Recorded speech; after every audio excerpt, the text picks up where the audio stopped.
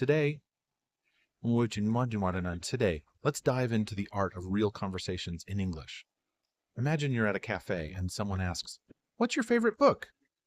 Instead of just saying the title, share why it resonates with you.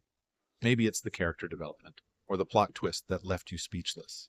This adds depth to your response and invites further discussion. Practice active listening too. When someone shares their thoughts, nod and ask follow-up questions like, "What did you think about the ending?" This shows you're engaged and encourages a richer dialogue. Remember to use expressions that convey your feelings.